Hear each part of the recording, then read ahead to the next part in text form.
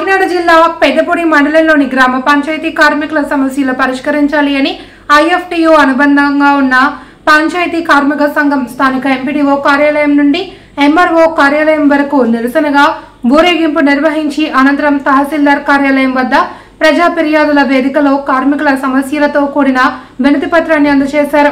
కార్యక్రమంలో భారత కార్మిక సంఘాల సమైక్య రాష్ట్ర నాయకుడు రాగుల రాఘవులు మాట్లాడుతూ మండలంలో 18 గ్రామ పంచాయతీలు ఉన్నప్పటికీ వారికి కనీస వేతనాలు అమలు చేయకుండా ఒక్కో పంచాయతీలు ఒక్కోలా జీతాలు ఇస్తూ కార్మికులను బానిసలుగా చూస్తున్నారని ఆరోపించారు. సిపిఐ ఎంఎల్ న్యూ డెమోక్రసీ ఉమ్మడి తూర్పుగోదావరి జిల్లా నాయకులు గుబ్బల ఆదినారాయణ, మేడపాటి రామకృష్ణ, రాగుల మరిచిల్లి, బి లక్ష్మీనారాయణ, రాగుల వీర్రాజు తదితరులు పాల్గొన్నారు. ఆధార్ కార్డులు కానీ గ్రీన్ అంబాసిడర్ తడిపోయి చెత్తకి వేరే వాళ్ళు పెట్టుకోవాలి. కేంద్ర ప్రభుత్వం ఇస్తున్న 6,000 రూపాయలతో మనుషులు పెట్టుకోవాలి, లేదా సంస్థ మూసుకోవాలి. ఈ చేత వీళ్ళ చేత ఆ పనులు కూడా చేయించి ఆ డబ్బులు కూడా పంచాయతీ వాళ్ళే మెంకేసి ఏడు సారి పరిస్థితి.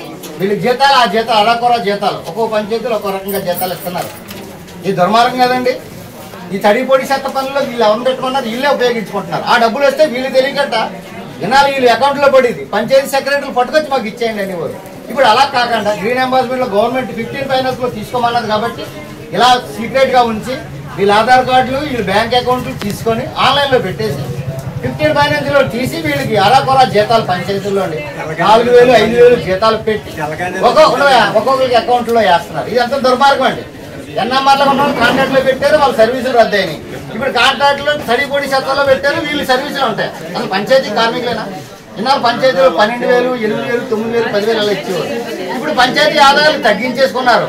వీళ్ళు వెట్టి చాకరీకి ఉపయోగిస్తా ఉన్నారు. ఇది చాలా దుర్మార్గం అండి. ఇది నెలాఖరులోగా ఈ సమస్యలు పరిష్కరించాలి.